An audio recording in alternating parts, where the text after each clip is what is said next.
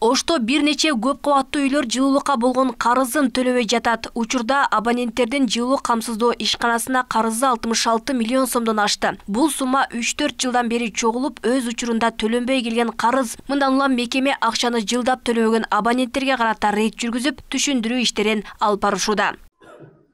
Саламатсыздарбы? Биз отоплениядан келдик эле да. Анан сиздердин Мурсалиева сиз да? Жоқ, мен емес. Анан сиз кимсиз?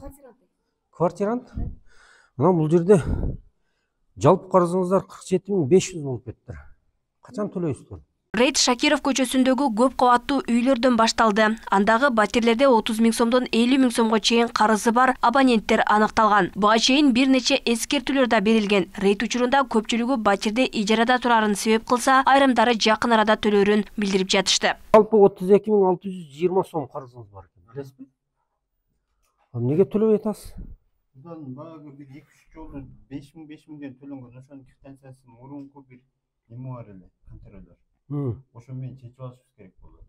Жылуулукка болгон карызды жылдап төлөгөн абоненттердин саны барган сайын өсүп жатат. Мындан улам мекеме алардан карызды сот аркылуу өндүрүүгө аргасыз болууда. Учурда 171 абонент сотко өткөрүлүп, чечими чыккан. Төлөтүшүбүз керек да. Жылуулук берүү сезону дагы 1,5 ай эле убакыт калды.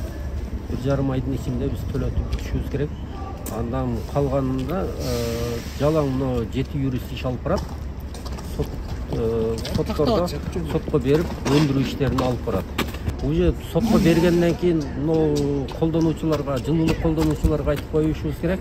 Эгер сотко өткөндөн кийин толугу менен төлөгөнгө туура келет. Ал эми ага чейин мисалы төлөй турган болсо, бизде премиялардан же бөлүп төлөө жеңилдиктерине барышыбыз мүмкүн. Биз менен барып келишим түзүп төлөсө. Шаарда жылуулук камсыздоого караган 111 отказан бар. Ишкана 118 мекемеге, 309 көп кабаттуу үйгө, 224 жер үйдү жылуулук менен камсыздап келет. Бүгүнкү күндө абоненттердин саны 15.235 жеткен. Алмагүл Байгызы, Мирбек Конобаев, Ош ТВ.